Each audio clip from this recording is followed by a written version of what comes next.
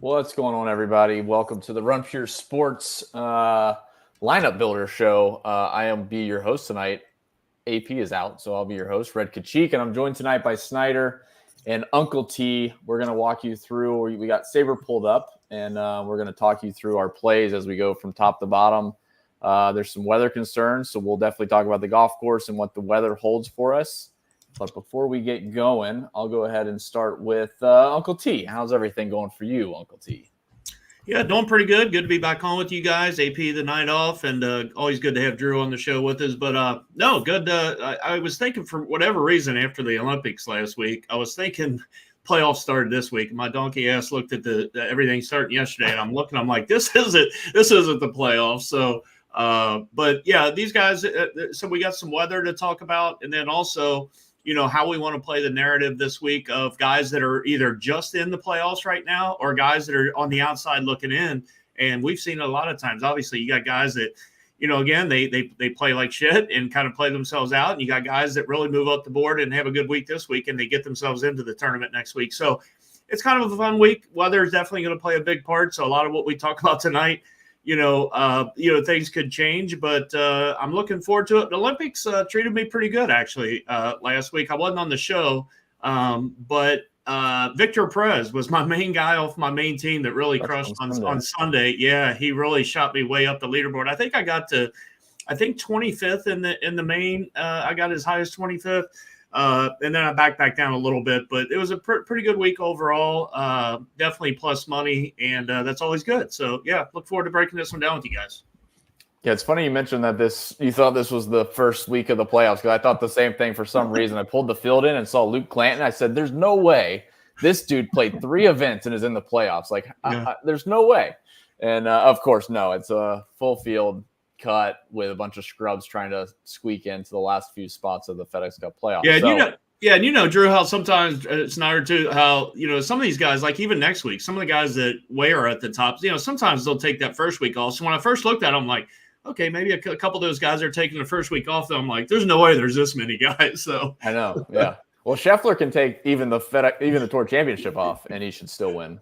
They need to do like a scale. They need to do a better scaling of the shots, because he should have like a 50-shot lead or something like that over Xander. How about Scotty though? Just and Snyder will get in here in a minute, but like it's crazy. It's just literally the crazy how good he is. With 6 holes left, he was like plus 6,000, I think, to win. You could have got him at 60-1, I think, with 5 or 6 holes left, something like that. So yeah, because he was like 8 shots back, or 6 shots, or 7 shots back of Rahm. He was only 11 under or 14 under. Like, it was just crazy that he was.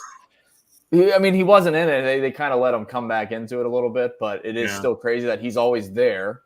And then if they let it slip a little bit, he can just pounce and he takes it home. Like oh man, it's hard to describe. Like I don't even know.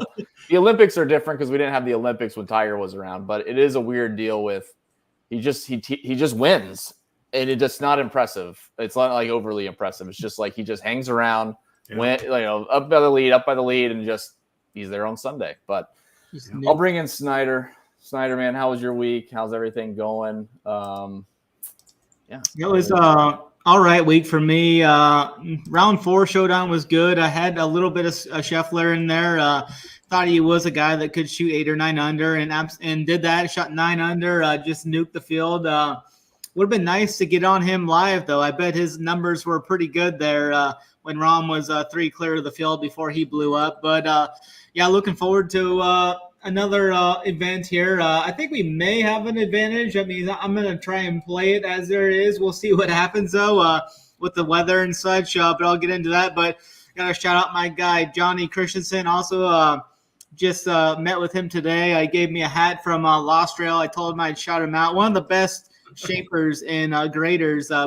Just got done building Mapleton Golf Club up in South Dakota. It's going to be one of the top American golf courses next year when it opens. And just got done building Lost Trail last year. Has been building courses from South Carolina all the way to San Francisco. One of the best in the industry. So appreciate the hat and everything. But looking forward to this Wyndham here in North Carolina. Interesting weather. Like we'll get into. For me, the weather, it looks like it's going to start coming in on, Thursday morning, kind of Wednesday night, Thursday morning, and kind of blowing through Sunday looked good, so it'll be interesting to see if we get any delays, if some of those AMT times get pushed into Saturday, which I think could possibly happen. Yeah, it doesn't look good. I'm not sure I followed you in the last half of the shapers and rounders and graders. I didn't follow all of that. I assume it was golf related, but I haven't heard that terminology. Architecture, yeah. I figured so, but I haven't heard those specific terms. I actually took Scheffler live, but it was too early. It was too early, Uncle T. He was, I think he birdied his first 3 holes, or he made an eagle in there, but he was 300 through 3, and I got him at 5-1. I went back and looked. And so now I'm pissed. Thanks a lot. I thought that was a fantastic bet. I'm like, of course, this dude's going to steamroll this place and shoot 18 under par. I'm going to grab him at 5-1. Yeah. No, I didn't realize we could get him at 60-1. I thought I seen like a 50 out there, but I wasn't for sure on the back. You probably had to be snap quick to grab it. Yeah. I thought somebody posted something I thought on Twitter that said, you know what I mean? Like they, with 5 holes or 6 holes, whatever it was. And probably. I don't know. Those are those bets that are just crazy. But I mean, if anybody could kind of do what he did, obviously you needed Rahm to start, kind of falling back. I mean, what was he through the turn? Didn't he get to 20 under, 19 or 20? I thought he was 20, yeah. Yeah, and then obviously, you needed him to back up a little bit for sure. And wow, you go from, I think, whatever he was to medal and then to win a gold, and then he gets nothing, so. Yeah, I don't know what his live odds were when he was 3 clear of the field, and Scheffler was 6 or 7 back of him at the time. Nuts. He had to be pretty low. All right, so we'll circle back. We'll talk about the Wyndham Championships. This is the last leg of the FedEx, or the last leg of the regular season going into the FedEx Cup playoffs. I was looking at some scoring of this golf course, man. It's so weird, but I'll let Snyder kind of break it down. I mean, my big takeaway was like how the field plays this golf course. It's not exactly easy. You have to drive it well and stuff like that. But like the guys the last couple of years, when you see Lucas Glover shoot 20 under par, who was that, Siwoo Kim or somebody shot 22 under a couple years ago. Like everyone else is hanging around like 4 under par, and these guys shoot 20 under par. So it's kind of a weird dynamic between the guys that win at this event, go deep, and a lot of the field just kind of shoot a couple under par, and that's fantastic. So I guess my takeaway was like, don't get too lost in the 20 under par winning score. It looked like -10 was like a pretty good target for, majority of your player pool. But I'll let Snyder talks us through the golf course expertly. I'll try and do so here. We're back at a familiar track here in North Carolina at Sedgefield Country Club. This Ross design is going to be a par 70. It's going to measure 7,131 yards. This played as a birdie fest, as the winner has been at least 20 under for the last 5 years. The greens here are Bermuda, are going to measure 6,000 square feet, going to run at around 12. They usually run at around 12 and a half, but with the weather, it'll be interesting to see how fast they actually can get them. These greens are true to Ross design, so they're going to feature a lot of runoff areas. Golfers are going to see 6 holes with water in play this week. The fairways are fairly wide here, right around 30 yards on average wide here. It's a less than driver track here off the tee, as is played as 284 off the tee on average versus the tour average of 292.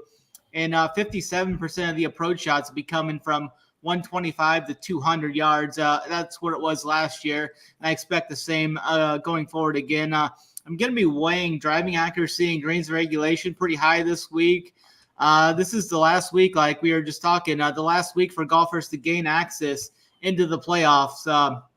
And this year, as only the top 50 in ties will make it, or top 50 golfers will make it to Memphis next week. We must catch an eye on this weather, like we had mentioned a little bit in the lead-in here, that hurricane's moving through. So it'll be interesting to kind of keep an eye on that going forward through Discord and everything the next day or so. Some of the key stats we'll be looking at this week: strokes gained approach, birdies are better percentage, total driving, easy courses, course history, and then putting with an emphasis on Bermuda. Yeah, very good. I'll pull the AP. That's very good. Yeah, I mean, like the winning score, the average winning score since 2014 is 19.6 under par, and the average cut line during that time period is -2.8. So you can see, like, it's a birdie fest for the winners, but you'll see a lot of the field, to my initial point, is going to hang around 2 under par a day is a pretty good score for majority of your player pool.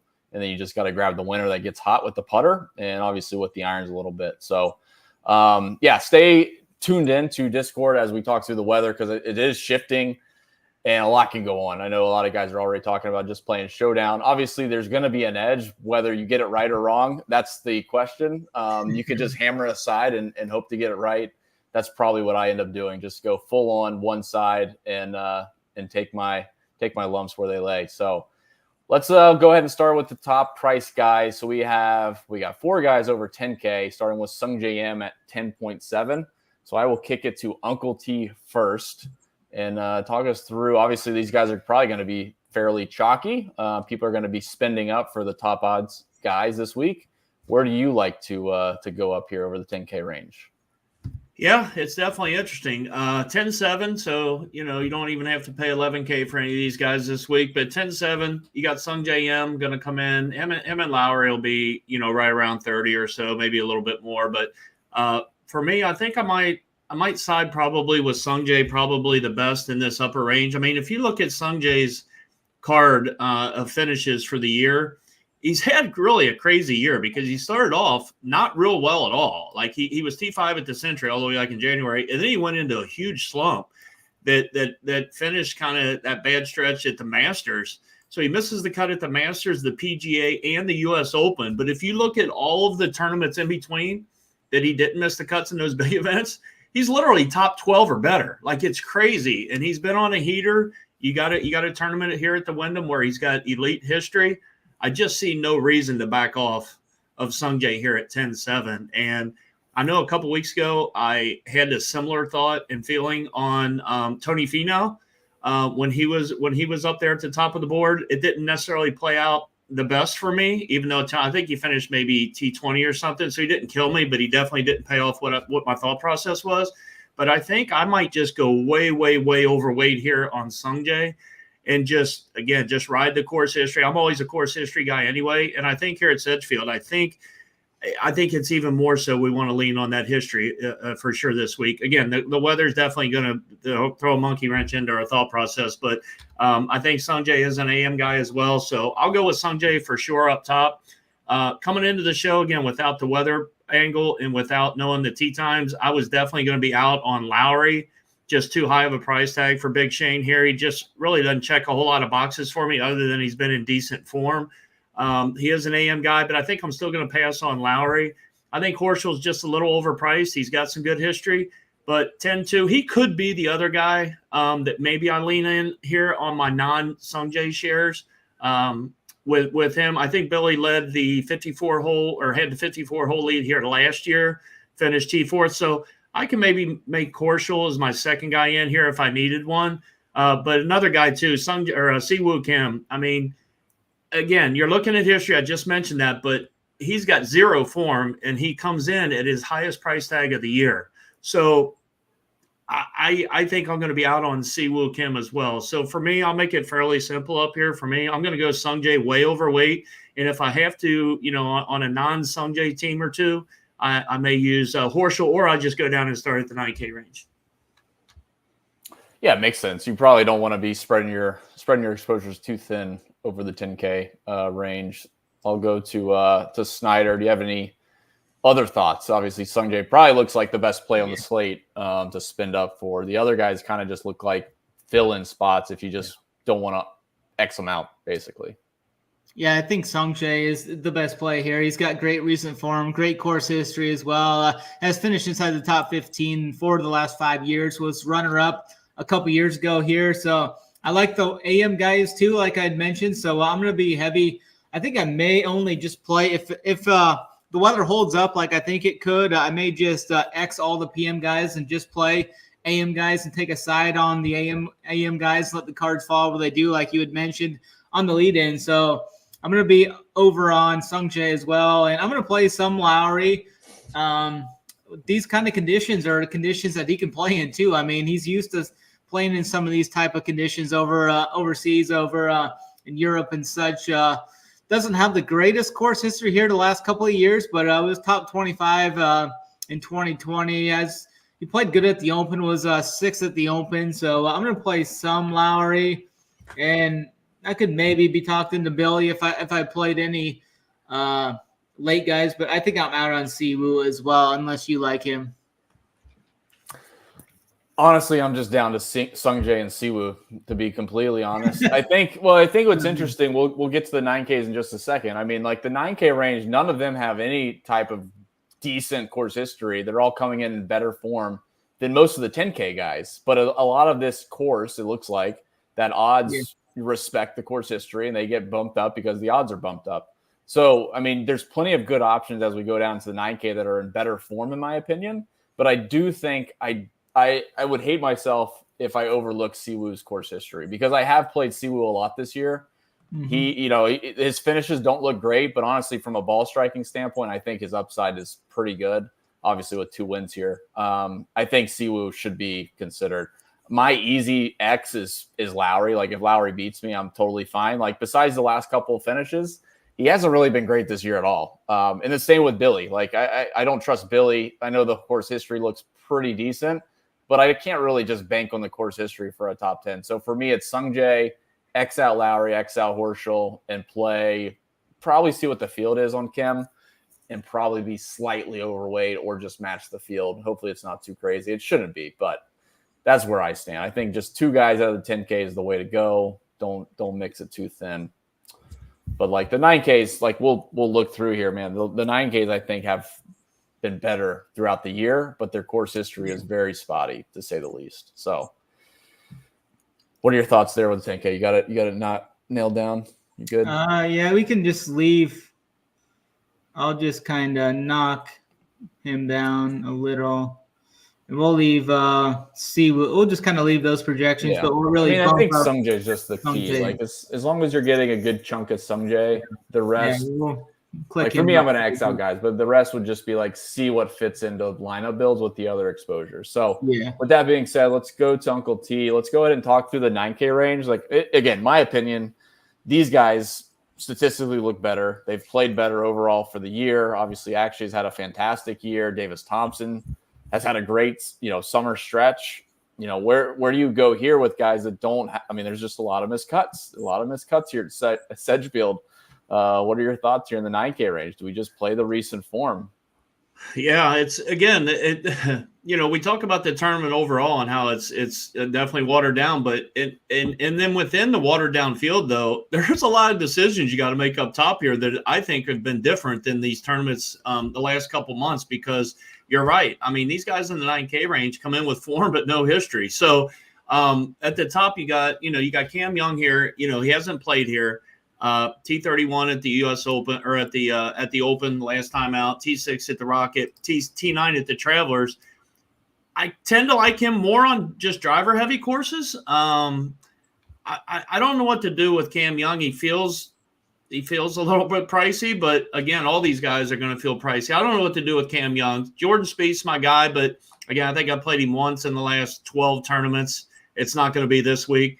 He is 63rd in the FedEx Cup, so he's right now right on the inside of the cut line, if you will. The other guy in this range, Min Woo, is at 62. So Brian Harman's a guy I think I like. Probably him and Davis Thompson are the 2 guys I think in this grouping that I like probably the most. Davis Thompson comes in. He kind of cooled off a little bit since he won at the John Deere. He's got 3 top 10s in his last 5, but he is coming off a couple tournaments where an MC and a T64 – or no, hold on, he made the cut but didn't have very good finishes. T66, T46. So I like Davis Thompson quite a bit here. I wouldn't be shocked at all if he's a guy that could get it done on Sunday. So he would probably be my favorite in this range. Brian Harman, it's interesting because he had a T6 a couple years ago here, and then he has kind of struggled. It feels like this should be a course where he would be really good at, right? Just accuracy off the tee, good iron player, seems to be a good fit. But the last couple of trips, he hasn't played well. But you could probably make the argument that, he played here last in 2022. He's been playing a lot better golf since then, obviously won the Open last year. So I think I'm going to give Brian Harman another go at it here at Sedgefield. So I like him quite a bit.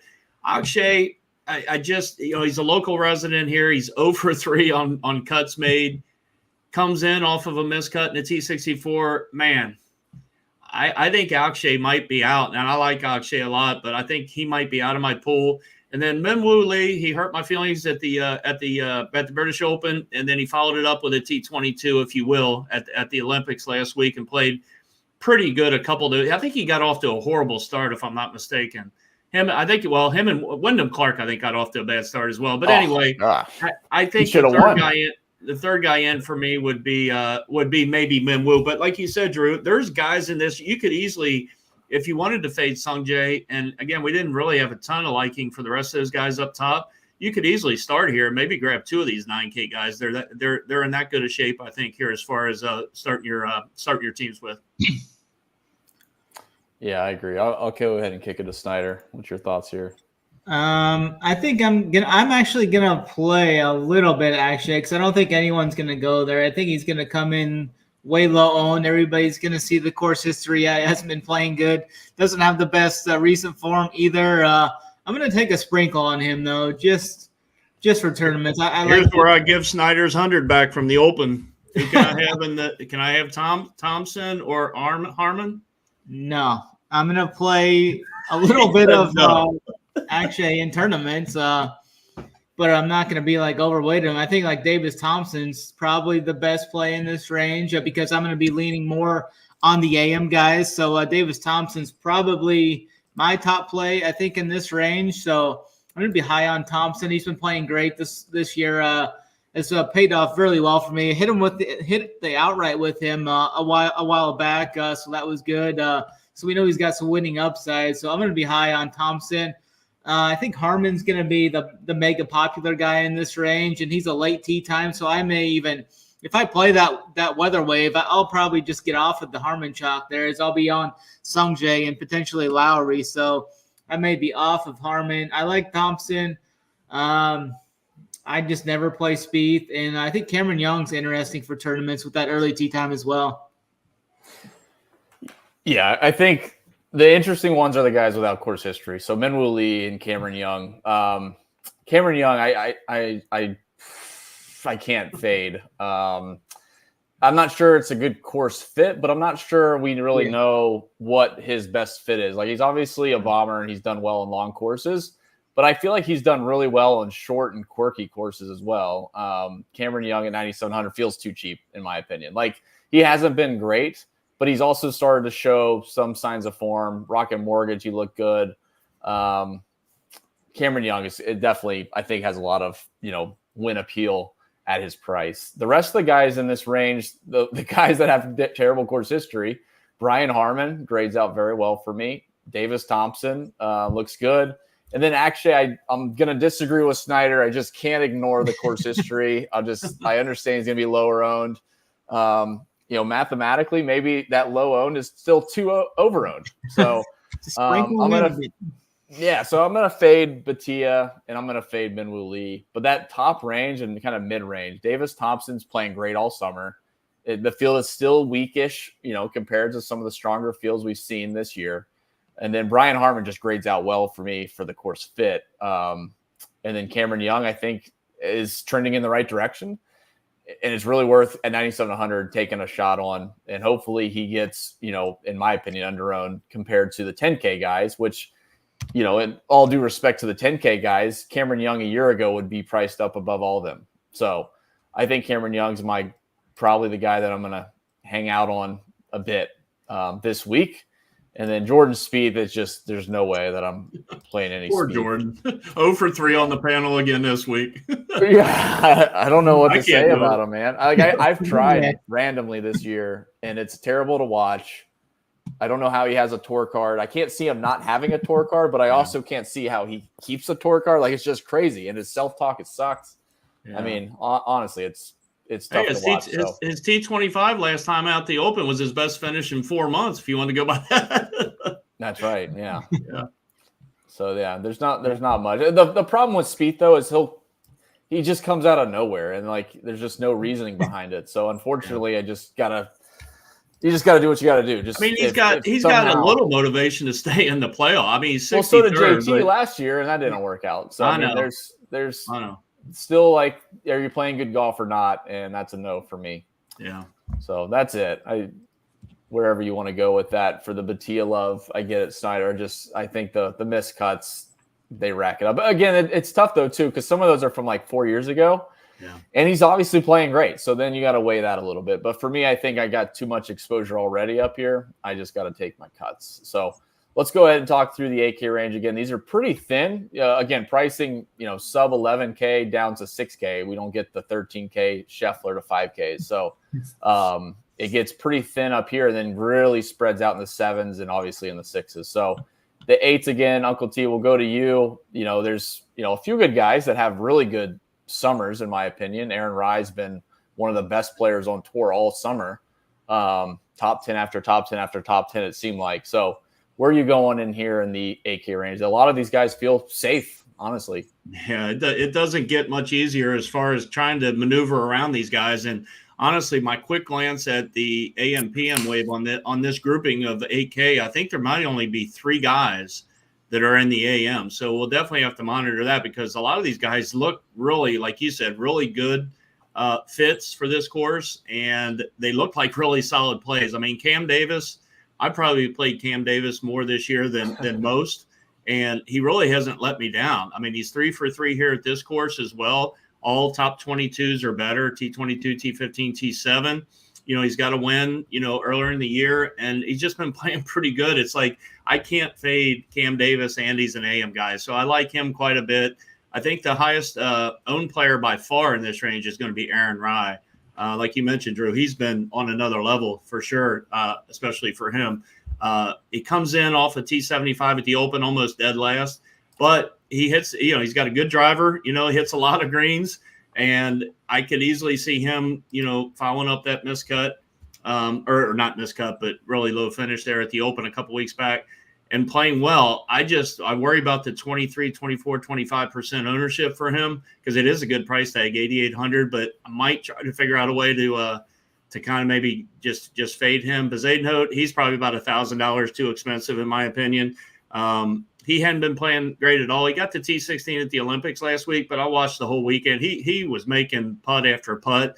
I don't think he's going to get that done and make that many putts this week. So out on him. Clanton's I guess he's got to be in. Drew, is he on he's got to be on a sponsor's exemption, right? I'm not sure how he's in. He almost has to be if you want to look at it. I'm pretty sure he's on a sponsor's exemption. I mean, he had the 2 good finishes, and then I think he missed the cut last time out at the 3M Open. I don't know. I like this kid as a golfer for sure, but in this range, he might be one of the guys on the outside. Keegan Bradley hasn't been playing real good for a while as far as any high finishes. Obviously, he's got the Ryder Cup duties now to kind of have that on his mind. Probably pass on Keegan. Dietrich's a guy we've played quite a bit the last couple of years. T9 at the Olympics last time. I'm not obviously putting a ton in the Olympics, and some people – I was reading out on a couple of podcasts. They're like, I would just want to fade all the Olympic guys coming from the Olympics. I think that's just a poor way of just blindly saying I want to fade all the guys that played in the Olympics. I don't think that's the way to go. But so I don't mind him here. Robert McIntyre is a guy that I could easily see. He's only played here one time 3 years ago, but he's clearly playing and having the best year of his career as far as, from a finish standpoint. 2 wins this year at the Canadian and the Scottish. I could easily see him getting it done in this field. One of the guys I liked a lot last week in my builds, Nikolai Hogard, and he comes in 8,200, a very fair price tag. He needs a strong finish. He's on the outside right now of the playoffs. He's number 80. I kind of like him a little bit. And then Mav McNeely's the last guy I'll mention. He's maybe about 9 or 10%, but I feel like he could he could step up here and contend on the weekend. Only played here once, but he's coming off a T3 at the 3M Open where I had him on my main team. So it might be a little recency, love for Matt McNeely, but I like him a little bit here in this. But it's a strong range overall, definitely here where you can maybe grab a 9K guy and even 2 of these 8K guys. Yeah, I agree. There's definitely like Luke Clanton, you kind of got to manually bump down because he had such a good run when he first came out of the 3M or the Rocket Mortgage 3M. I get those two mixed up, whichever one it was first. Obviously was lights out and having, being in contention right out of college is pretty impressive. So I manually had to bump him down the last couple weeks. Otherwise, he's the best player in the world, based on those birdie metrics. But yeah, Aaron Rye, I'm with you there. That makes a lot of sense. So I'll go to Snyder if you have any overall thoughts here in the 8K range. Obviously, it's a pretty good range too. have exposure to.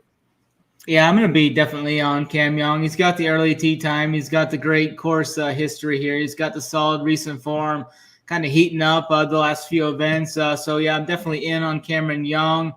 Aaron Rai is a good play. I mean, he's second in the field in driving accuracy and first in the field in greens and regulation over the last 36 rounds. He wears a couple gloves, so if it's raining, he'll be fine. So, yeah, I think he's definitely a good option there. I do like some Luke Clanton this week. I'm going to play some of him. I think he's kind of going to get a little overlooked. I think we see Clanton come in under 10% this week. So I'm going to be a little overweight on him. He is from Florida, FSU golfer. So he's kind of used to the coastal golf on the ACC there. So I think he's probably been around this area. I'm going to play some of him. I think he'll be comfortable around here. Probably off of Keegan.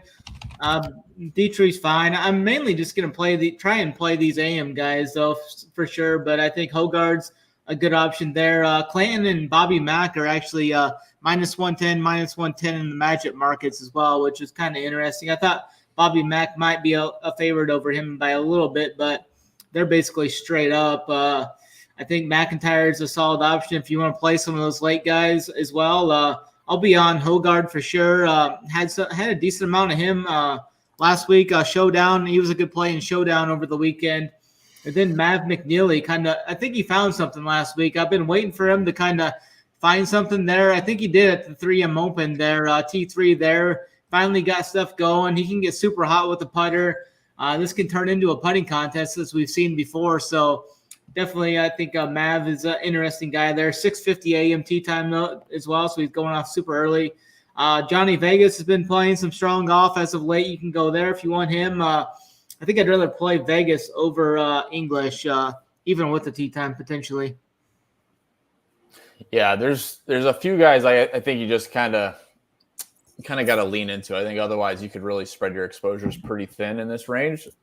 Cam Davis for me would be number one as we work our way down. I think Bezadenhout, unlike Uncle T, I actually think Bezadenhout's course fit looks really good. He withdrew 2 weeks ago. He withdrew for having a stomach bug or something like that, and then he did okay over the weekend at the Olympics. I do think his course fit. Like the birdie making actually last week was pretty good. I was actually impressed on Sunday.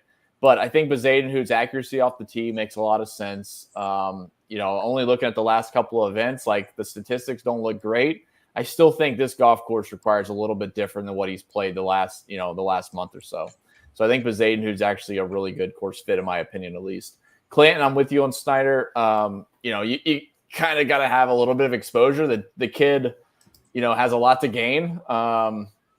Not from a FedEx Cup playoff standpoint, but just for like getting exemptions into the PGA Tour if you want to leave school early or boost your PGA Tour U rankings. Obviously, this is going to be big for him. So this is his last shot for the year, basically. So Luke Clanton, I think, is a good option. Nikolai Hogard, I'm with you guys there. And then Vegas continues to look really good. The guys that I'm cutting out, Keegan doesn't look great. I'm kind of indifferent on Rye, to be honest. I think Rye, depending on his ownership, I might just X him out and just hope he, middles around even par or something like that. I'm not sure how the weather cuts out for him specifically, but I do think there's a few interesting fades depending on where the ownership shakes out. I hope Cam Davis comes substantially lower than Aaron Rye. If that's the case, then I'm just going to hammer Cam Davis in this spot. And then at the bottom there, McNeely's tough. I don't know, man. I played him a lot. He had his T3. Do I jump off now or do I let it, is he going to just cruise through the playoffs? What's he going to do? So as of now, I'm indifferent on McNeely, but I do think that bottom range Hogard and Vegas are fantastic spots. And then English, I don't have any love for English. So with that, we have a pretty wide open range in the 7K. So for sake of time, and obviously there's a lot of guys you can kind of pepper in and 20 max or even 150, obviously. I'll go Uncle T, over 7,500, give me your, top 2 or 3 guys, and then I'll go to Snyder. Then we'll do the low sevens. That way we'll keep it concise because there's plenty of good options, obviously, in the 7Ks. Yeah, I mean, we've got – I wish they would have broken up a little bit better, but, I mean, you got like, 35 to 40 guys here or so in this range. But, yeah, we'll break it up like that. It might be easier. At the top of the 7K range, I don't really like a lot of these guys. Like Kitayama, I know Poston has a really good course history, but he really feels like he's really been struggling with his form and stuff this year and hasn't really gotten a whole lot done. I want to build on some course history guys, but I want to see some kind of form, and he really hasn't had it. So I'm going to fade Kitayama. I think he's on the outside in the 70s of the FedEx. Keith Mitchell, I never play Keith Mitchell. I can't get him right.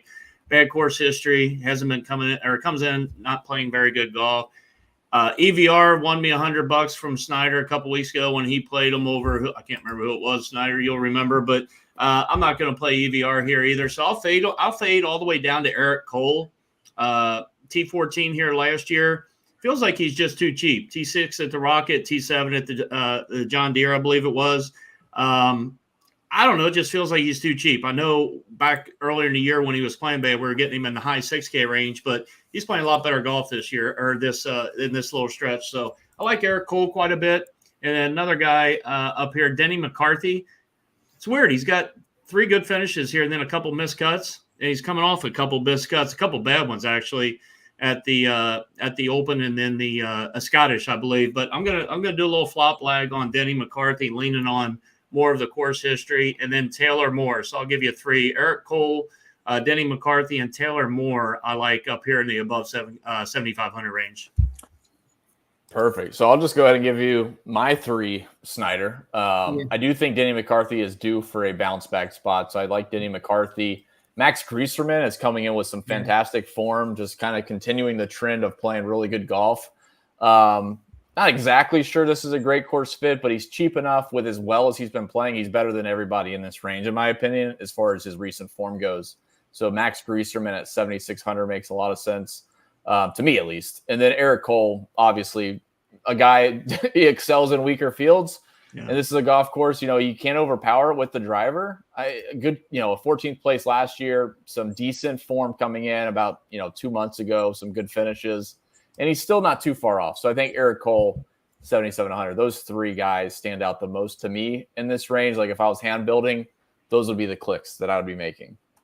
So I'll go to Snyder for your last 3 there in that top 7s. Yeah, I definitely like Racerman. He was a soldier a couple weeks ago, finished second. Was huge for us on round 4 showdown also. A couple of us were up near the top of the leaderboards there on round 4.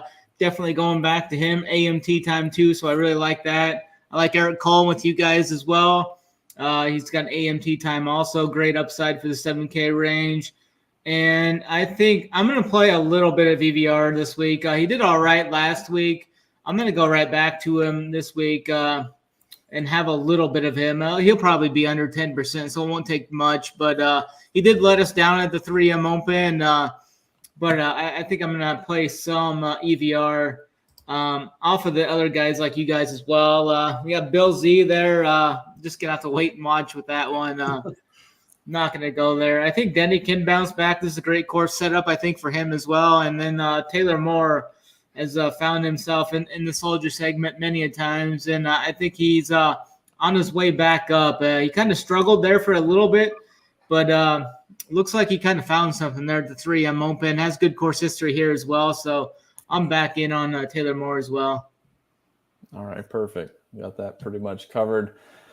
We'll go back to Uncle T. And I will say, before we get down there, obviously the course history for Webb Simpson is just absolutely stupid. But if you want to talk about the lack of course history, it's Lucas Glover winning here last year. You go 72nd, miscut, 54th, and then first place just out of nowhere. So I don't know. You can play it both sides this week. Maybe the course history doesn't matter unless you're Webb Simpson. But I'll let Uncle T take it. What are your top 3 or 4 guys under 7,500, above 7K? Hey, if Justin Rose can turn back the clock at the Open a couple weeks ago and finish T4, hey, why can't Big Webb do it? But yeah, you're right. Continues to do it. I thought last year was the time he was done. No, well, he wasn't playing good again. Yeah, this time last year, and he did T5. I don't know if I can go to old Webb, but I'll like to see how. I mean, I will say real quick too. I will say Webb was like 6,400, I think, last year, and that's way more enticing than 7,100. Like he's almost just not a free square. He's just like a punt that you don't really care at 6,400 because you're probably going to miss the cut anyways. Yeah. But like 7,100, you're starting to like, well, I need to actually make some decisions here. It's a little bit more price sensitive.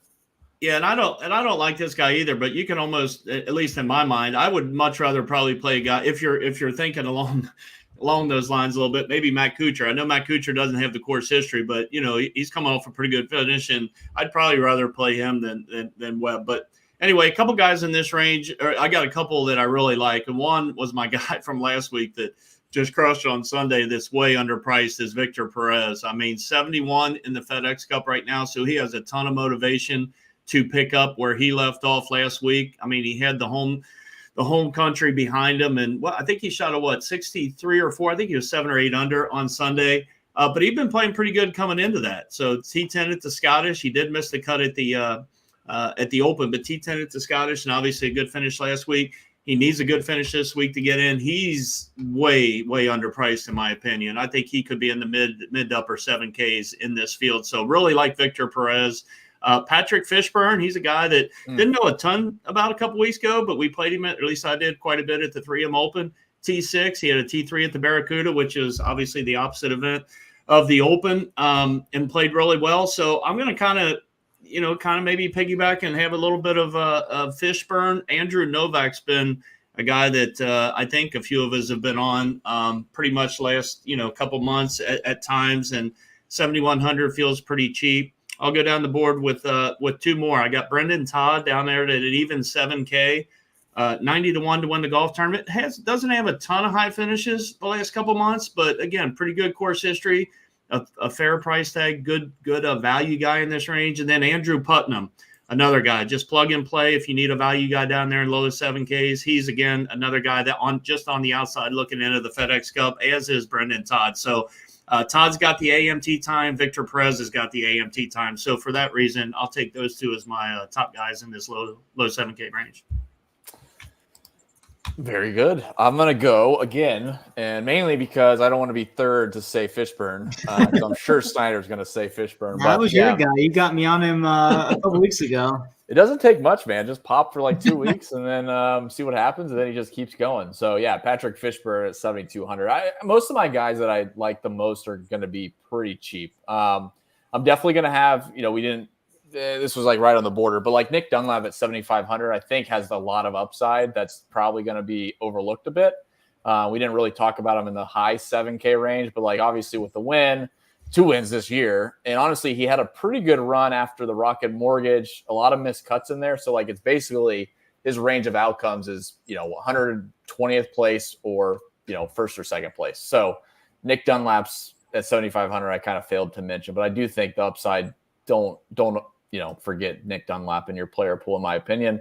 But yeah, Patrick Fishburne at 7,200, Alex Smalley, Uncle T didn't mention. So I got 1. There we go. And then Andrew Novak. Andrew Novak, I like a ton. If you would have given me full reign to name them all, he would have been in there. I just tried to shorten my list. So I appreciate that. It leaves us from not having to say the same guys, 3 different times. But we are going to overlap quite a bit. Fishburne, Smalley, Novak, and Mac Meissner. Those are the main guys that I'm really focused on. There's a lot of good guys down here that have pretty good recent form. You kind of gotta, like I said, I semi-jokingly talking about course history, but there's a lot of guys that the course history matters. But like if the guy's got a couple missed cuts and like a couple, top 30s, like there's no really course history there. Don't worry about a couple missed cuts. So like a guy like Seamus Power stands out to me. That's kind of trending in the right direction. He's got a missed cut, a couple bad finishes, but like that's not enough to deter me at 7,200. So just keep that in mind as we talk through like course history. Guys are going to miss cuts. They're not all Webb Simpson. But yeah, if Patrick Fishburne, Alex Smalley, Andrew Novak missed the cut, then I'm screwed. But those are my 3 favorites down there. And Mac Meissner. Forgot about Meissner. Yeah, I like those guys as well. Smalley's a North Carolina guy. Another North Carolina guy up here, Mac Hughes. I'm going to sprinkle him in a little bit. He's a guy that should be relatively familiar with this course. Has some pretty good recent form coming in. I mean, he's been kind of boom or bust at this event, but he's got a couple of back-to-back top 20s entering. So I'm going to be in on some Hughes.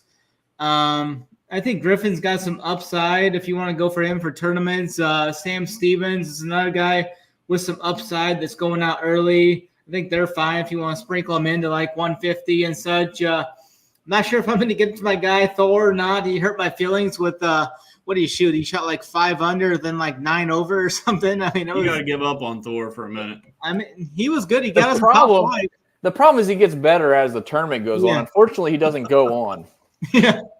He's got one top 5, I think, this year, or top 10 or something like that. Boomer yeah, that's the Travelers, right? Like the one event he plays good. Yeah. Maybe that's it. There we go.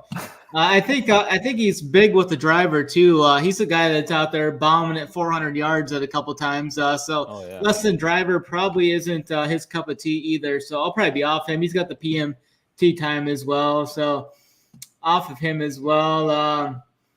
I think I was looking at a couple other guys. It could be a good fit for Doug Gim if you want to sprinkle him in there. I don't think I would bump him up that big of a projection like they got him. So we'll click him down a little bit. But I like the Victor Perez call there as well. I'm going to keep tailing you guys on the Fishborn. He was in Drew's core. I think maybe Big T's core as well a couple of weeks ago. I was on him there. Mac Meister. He locked him or something. Like Big T had him in big, bold, blue. Yeah. I thought he told me he might have locked him, but I wasn't for sure. I couldn't remember. Yeah. But, yeah, I don't think I'm going to play Webb. I think Eckroth maybe is a pump play down here. You could sprinkle in a bit if you want. I like Smalley. We'll bump him up a little bit to get his value up. Let me throw that out. Sorry to cut you off. Let me throw out one more name that because I followed it so closely last week and it really affected the ROI for Saturday and Sunday.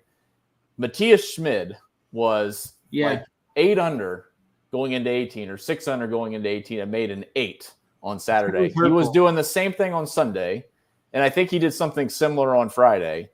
His last 3 finishes are 55th, 12th, and 26th, and he had a 22nd here last year. Matty Schmid might be the guy that I just go back to. I don't know if either of y'all followed that, but like I was sweating like a bogey free because no one was having bogey free at Le Golf National. And the dude made an 8 on 18 to shoot 2 under instead of, 6 under. Like, what are we doing? That hurt me quite a bit. I had him on my Scotty team too in round 4 showdown. I didn't see what happened. I had to go back and look. And he scolded it out of the bunker, and then he chunked it out of the bunker, and then he 4-putted her. Like I think he quit and they just put an 8 down. I don't understand how you can make an 8 from the middle of the fairway. I think I was in the top 10 there for a while with him and Scotty still going. And then whatever happened there, I just kind of closed the app. And dude, it was like a 12-point swing in showdown. It was like it was at least 12 points in showdown because the bogey free was lost. Then he made a trip or more than triple. And it just all in all, it was just I could not believe it. Like I'm just tilted. But again, all seriousness, like I remember those things. Yeah. Like the dude was playing really good on a tough golf course, generally speaking. Makes a lot of birdies. I think Matthias Schmid is probably in play at 7K, and no one's going to play him. I like it. I can get behind that. Is there any other guys we need in here in the 7K? I think we've got enough to kind of run our builds. Yeah. All right. 6K. We'll just do 6Ks. Just hit a couple high spots there, Uncle T. I'm really there. There's a lot of miscuts once you hit like 6,600 and go down. There's a lot of miscuts, recent form and course history. So if we can get at least 2 6K guys, that might be helpful. But otherwise, just give me your favorites down here that you can pinpoint. Yeah, definitely don't want to hang out too much down here in this range. But I do think for sure I'm not playing 2 of these guys, I don't think, in any builds. There's just no reason for it. But a guy like Ben Coles, we all might be on him. We played him a little bit, 100-1 at 6,900. He just feels a little too cheap. He's made 10 of 12 cuts, finds a lot of fairways, which is what we want this week. So Ben Coles is one of my favorites, 6,900. A guy that one of the few guys that does have some course history down here, Drew, is Chesson Hadley. It's not awesome course history, but he's got a couple top 15s the last 3 trips, all made cuts the last 5. Again, hasn't been playing great, but if you needed to lean on a cheapie, Chesson Hadley, I'll give you 2 more. Matthew Neesmith. I think, is a pretty good play down here. Couple top 10s his last 3 starts, so I like that. T9, I think it was at the 3M Open. And then a guy that I don't know why I kind of try to find this guy and think he's going to play well, because maybe I got a lot of – he played so well last year at the end of the year, is Davis Riley. And he's another guy that's on the outside looking in, number 72 in the FedEx Cup, that's got clearly a lot of motivation to try to get him a top, maybe a top 20 finish, a top 30 finish to get him up in there. So I'll go with Coles, Hadley, Neesmith, and Riley. I'll give you – and then Ryan Moore, if I had to add a fifth, old goat Ryan Moore, we'll go with him as a cheapie. I could see taking a flyer on him. All right. I will not steal Snyder's thunder. I will let Snyder take the wheel for your favorite 6K guys. And then I just have 2, so I'll go last. Yeah, I think I just have 2 also. There are actually 2 that Uncle T had hit on. I think Matthew Neesmith is the best play in the 6K range, personally, looking at his recent form. And he's made the cut here 3 of the last 4 years. He's a guy that can hit fairways. He can hit greens in regulation. So I like Matthew Neesmith with the form kind of rounding. Has a couple of top 10s and a couple of weaker field events kind of like this. So I like him at 6-7 for a punt going out early as well. And then Ben Coles is another strong play, I think, up there. I'm waiting for Drew's punts here to help me out. Yeah, so the first one is he's not really a punt. He's just borderline. I actually have 2 punts and then just one, mediocre or underpriced guy, in my opinion. The first one's Nick Taylor at 6,800. I just think he shouldn't be in the 6K range. I think he's better than some of the 7K guys. So it's a price play. 6,800 Nick Taylor. And then as we go down, Henrik Norlander got in on a Monday qualifier. I believe he's 6,300. I like his recent form actually has been pretty good. I don't have his recent results up, but his stats look good over the last 2 months. So Henrik Norlander, and that's over 5 events over the last 2 months. So I think he probably played Barracuda, some of the alternate field events, but he has been trending in the right direction. 6,300 for him. And then the only other one that I had is Carson Young. Again, just a guy that can make a lot of birdies, doesn't overpower any golf course with the driver. I like his game for this golf course. I overlooked the Nick Taylor call, Drew. I like that. I actually had him on my main team with Victor Perez. They were my 2 cheapies last week on my main build, so I don't know how I overlooked him. I like that call. Well, some of the guys from the Olympics, I just they stand out, I guess, for them to be able to qualify for the Olympics and they're down here in the 6K range probably stands out to me, Yeah. So that was the first thing that caught my eye. I played him against Scotty Scheffler. I'm certainly playing him against Daniel Berger. Yep. All right, Snyder. You want to try to run what we got? Yeah, we'll run 50 teams, 1,500 pool. What do you think? 49.5 or 49.4 or? I would spend it, dude. 49.6. Yeah, we'll spend it. We'll just max because I mean, honestly, even there's nothing to leave salary for, but you would just not spend up to 10K and just jam in higher priced 8s or 9s, in my opinion. There's nothing to save. Let that roll. Because with the 5K pricing, there's avenues where 49.3 makes sense. It doesn't take much to save $700, and it's one player down off the 10K range. You played Rory or Brooks Koepka in a major over Scotty Scheffler. It's $700 cheaper. But in this pricing, there's nothing to save $700 for, I don't think. Yeah, I agree. There we go. We got our teams loading up here. We'll just do the top 50 and see who gets we'll run the contest sims as we're looking at the top projected score. These are just baseline projections too. How did Bez get in there? Who liked Bez? Snyder? Oh, me. Drew. Okay. Me. Yeah, Drew had him in there. So we had come on, Uncle T. Now you know. I couldn't remember who had him. That's a pretty solid squad there. You got some upside from Sung Jae, Cameron Davis, Bez, Taylor Moore. That's a top 10 leaderboard on day one for sure. Yeah. Let's see the top 5 of those. Sung Jae is hitting on all 5 because we had him boosted pretty high. Cameron Davis is hitting on all of them, it looks like. Any thoughts from you guys on these? And I'll pull that third one up, Snyder. What's that third one down there?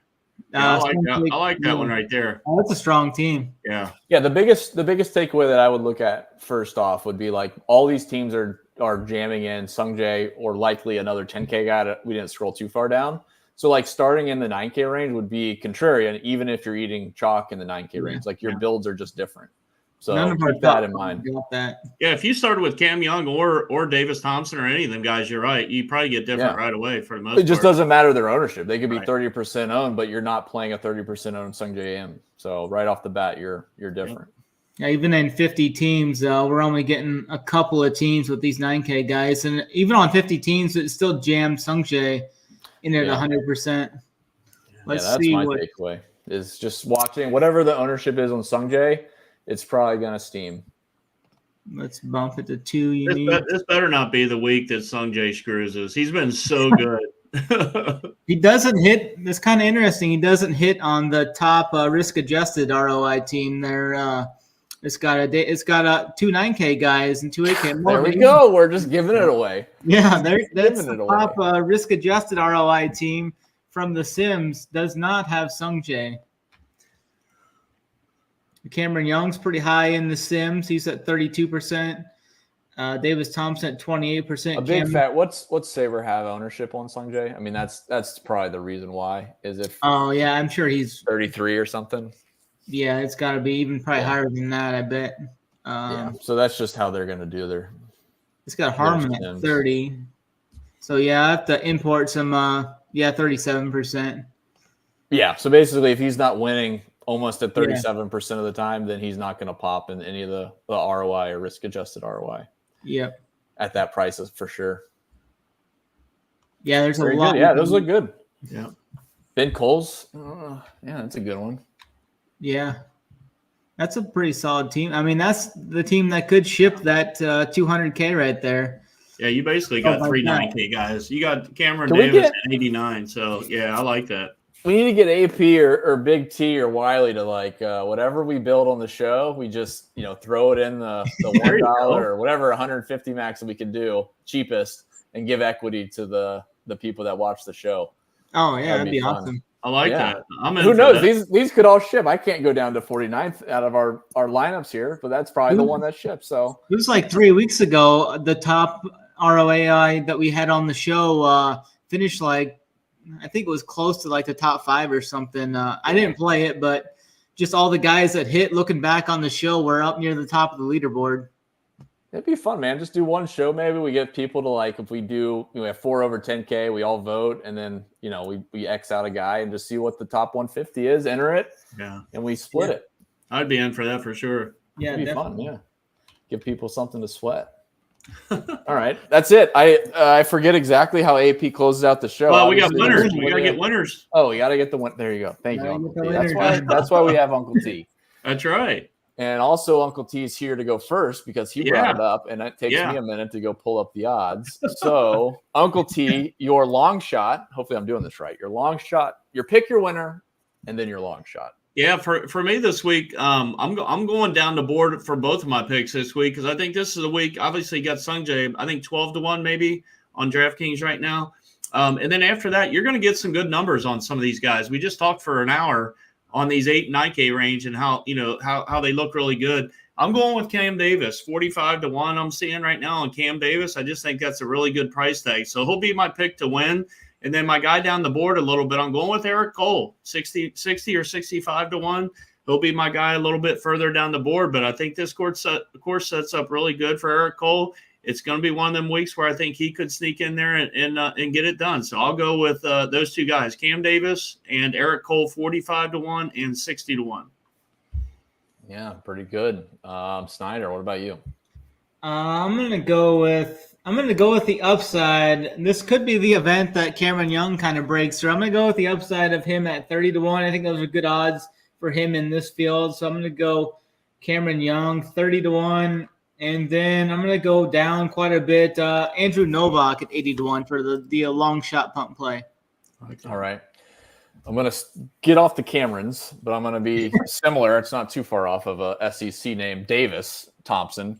I'm going to go Davis Thompson. I see him at 30-1, 35-1, depending on the book.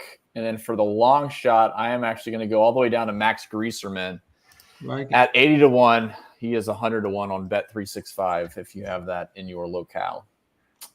We should have tried to build a team from our 6 picks there. Would it have worked out? I might have had too many top-heavy guys. Yeah, we probably did. It might have. All right, Uncle T. What else am I missing? Anything else? Housekeeping? No. What am I missing? Hey, thanks. Yeah, no, thanks for the chat. Richie Smalls, Kevin, appreciate you guys hanging out. All the same guys on Tuesday nights hanging out with us. And Drew did a great job of filling in for AP this week. Appreciate you, Drew. Did a great job. Appreciate it. Snyder knows all the ins and outs. He's got his soldiers out. We got content up, cores, cheat sheets, and then obviously all the other sports, which Snyder says the best for one price. So I'll let Snyder close us out instead of me. He's the professional. Snyder, take us out of here. Finish us with the spiel. Yeah, we're looking to finish out strong here with the tour of the playoffs start next week. We'll have all the information up on the site. The cheat sheet will be up. Drew will have his player pool up there. The playbook will be up. The showdown stuff all will be up. Big T, AP, Wiley, JVC, they'll have all their player pools up as well. Uncle T will have his core on the website with the rest of us as well. Yeah, looking forward to another strong week here as we close the PGA down and NFL starts to ramp up as we've got some fun preseason slates this week as well. So always looking forward to that. You gonna run it out then, Drew, or you? I don't know what else to say, man. I mean, honestly, hit the likes of dude. If like for me, Run Pure Sports is hammering on the niche sports. Like obviously PGA, NFL is right around the corner when NBA is in season, MLB is currently in season, but the guys that do the Olympics basketball, the summer league, all that stuff is so much fun. Rubio when he does soccer and he loads up projections and I randomly click buttons and win. Like there's nothing better from Run Pure Sports when I can just like hammer in like last minute overlay for niche sports. So for me, that's my appeal for sure. But yeah, obviously NFL is right around the corner and golf will continue through the fall. So we're not going anywhere, but appreciate everybody tuning in. Thank you. Definitely hit us a subscribe and hit a thumbs up. And what are you laughing at, Uncle T? You're doing great. I love it. So yeah, give us a thumbs up, hit the subscribe at runpuresports.com. You can find us for all sports, one price. Snyder, you can hit the button, get us out of here. Best of luck this week for the Wyndham Championship. Run Pure.